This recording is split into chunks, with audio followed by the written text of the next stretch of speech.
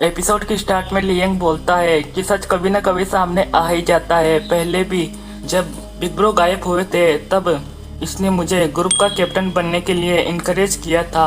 मैं बहुत सेल्फिश था, मैं बस डर गया था अपनी वाइफ को खोने से, इसलिए मैं हमेशा इसे प्रोटेक्ट करता रहा और इसके कामों को जस्टिफाई करता रहा। मुझे लगा कि वो बस हमारी सिचुएशन के लिए थोड़ा कंफ्यूज है और धीरे धीरे समझ जाएगी। पर आज जो तुमने किया, मैंने कभी नहीं सोचा था कि तुम जिन्यू के साथ ऐसा करोगी। तब ऑफिसर चेनफेंग बोलते हैं कि तुम तो बहुत मतलबी हो। तब युवान बोलता है मुझे नहीं लगा था कि तुम इस तरीके की इंसान हो। तब मिर्चेंग बोलती है यूजिन तुम ऐसी क्यों बन गई, तुमने इस बार सचमुच मुझे शर्मिंदा कर दिया।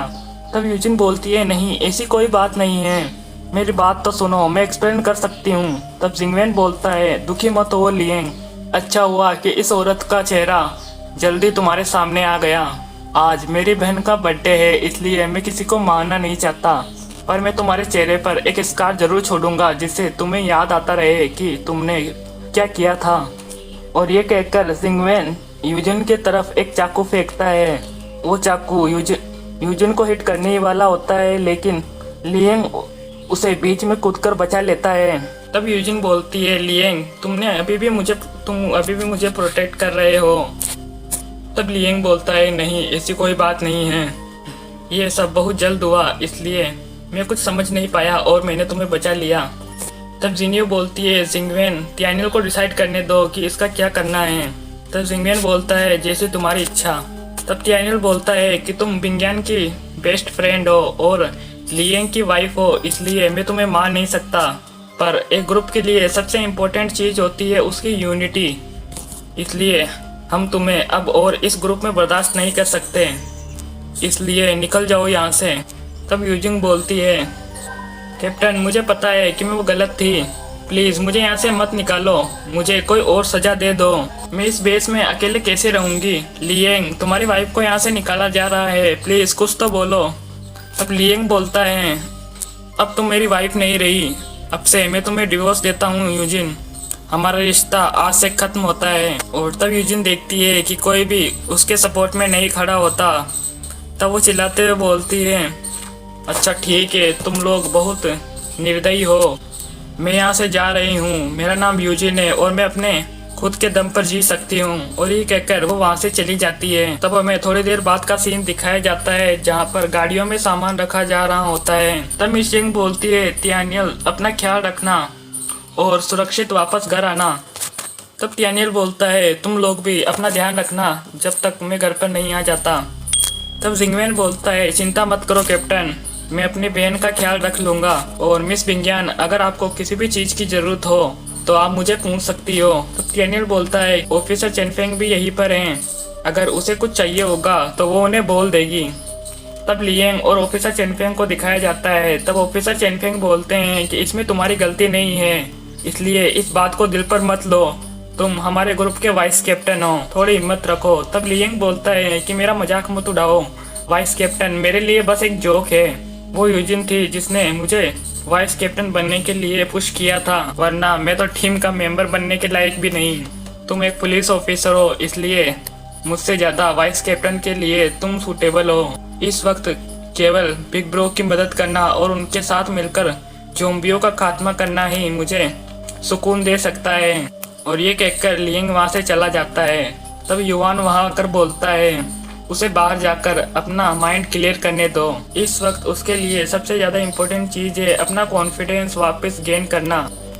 तब हमें वहाँ किसी शख्स को दिखाया जाता है जो चुपके से एक गाड़ी में आकर बैठ जाती है, और तब एक शख्स उन लोगों को वहाँ से निकलने का इशारा देता है और वो लोग वहाँ से निकल जाते हैं। और तब हमें मिलिट्री ऑफिस का सीन दिखाया जाता है जहाँ पर एक ऑफिसर आकर जेंग होंडा को बोलता है कि जैसा कि आपने कहा था वो लोग निकल चुके हैं, अब हमारे शिकार पर जाने का वक्त हो गया है, और जैसा आप चाहते थे इस बारे में कोई भी इन्वेस्टिगेशन नहीं होगी। तब जेंग होंडा बोलता है कि जाओ तियानियल और लू ब्रदर्स, इस बार तुम मेरे हाथों से मरने वाले हो, पहले हाई कमांडर ने तुम्हें बचा लिया पर इस बेस के बाहर तुम्हें मुझसे कोई नहीं बचा सकता। हम देखते हैं कि तियानियल और उसकी टीम बेस से निकल चुके होते हैं। तब ल्यूक बोलता है कि हम लोग बेस से बहुत दूर आ चुके हैं पर अभी तक हमें एक भी ज़ॉम्बी नहीं दिखा। तियानियल लगता है तुम हमारे लिए गुड लक हो। तब येनफेंग बोलता है कि मेरे एंसेस्टर कुछ कहा करते थे। मुझे लगता है कि तियानियल उस देवता जोंगयू का रीइंकार्नेशन है, इसीलिए जो हमें अभी तक कोई भी ज़ॉम्बी नहीं दिखे। तब युआन बोलता है पर जोंगयू तो इविल स्पिरिट्स को दूर रखते थे। तब येंगफेंग बोलता है कि ज़ॉम्बी और इविल स्पिरिट एक जैसे ही तो होते हैं। तब तियानियल बोलता है कि तो फिर तुम्हें इन हथियारों की कोई ज़रूरत नहीं है, अच्छा होगा कि तुम मेरी तस्वीर अपने सीने पे लगाकर घूमो। और ये कहकर वो सभी हंसने लगते हैं। तब तियानियल बोलता है कि यह तो एक जोक था, पर तुम इस सिचुएशन को हल्के में मत लेना। आफ्टर ऑल इस बेस के चारों तरफ के रिसोर्स खत्म हो चुके हैं और शायद ज़ॉम्बीज भी यहाँ से आगे चले गए होंगे। जितना ज़्यादा हम बेस से दूर जाते जाएंगे, खाना और बाकी रिसोर्स मिलने का चांस भी बढ़ता जाएगा, पर इससे सिचुएशन और भी ज़्यादा डेंजरस होती जाएगी। तब ल्यूक बोलता है तुम सही कह रहे हो। तब वो डैनी से पूछता है कि बताओ हमें सिटी में पहुंचने में और कितना टाइम लगेगा। तब डैनी बोलता है कि सिटी में पहुंचने में अभी भी 10 किलोमीटर बाकी हैं। तब तियानियल को वहाँ पास में एक ब्रिज दिखाई देता है। तब वो बोलता है क्या हमें उस ब्रिज के ऊपर से जाना होगा। तब डैनी बोलता है इसकी कोई ज़रूरत नहीं है, पर अगर तुम देखो तो सिटी तक पहुंचने का ये सबसे ज़्यादा फास्टेस्ट वे है। तब ल्यूक बोलता है क्या तुम कुछ पूछना चाहते हो। तब तियानियल बोलता है कि मैं ऐसी सिचुएशन में पहले भी फंस चुका हूँ, जहाँ तक मुझे पता है कि ब्रिज पर बहुत सारी गाड़ियाँ रास्ते को ब्लॉक कर कर खड़ी होगी।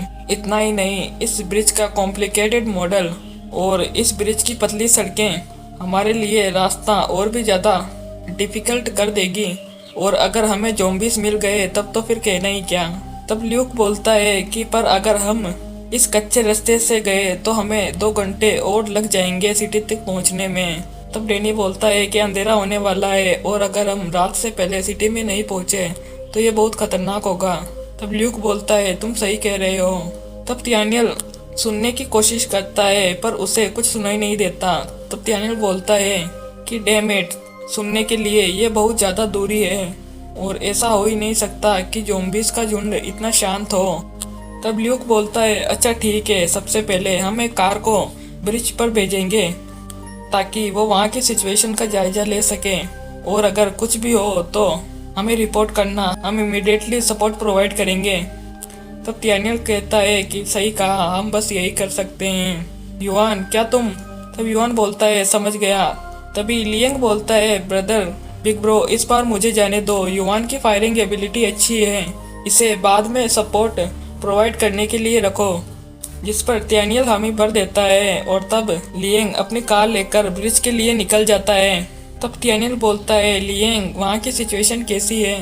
तब लियंग बोलता है जैसा आपने कहा था, यहाँ तो चारों तरफ गाड़ियाँ ही गाड़ियाँ बिखरी पड़ी हैं, इसलिए मुझे नहीं लगता कि गाड़ियाँ यहाँ से जा पाएंगी, पर मुझे यहाँ पर कोई भी ज़ॉम्बी नहीं दिखा।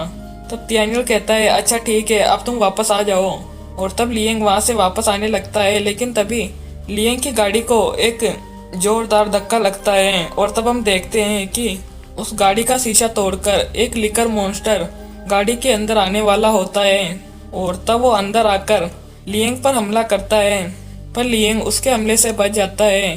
तब वो लिकर अपनी जीभ से लियंग के पैर को पकड़ लेता है और उसे खाने ही वाला होता है, लेकिन तभी लियंग उस लिकर के सिर में शूट कर देता है, जिसकी आवाज़ पास ही में खड़े तियानियल और ल्यूक को भी सुनाई देती है। और इसी के साथ हमारा एपिसोड यहीं पर ख़त्म हो जाता है।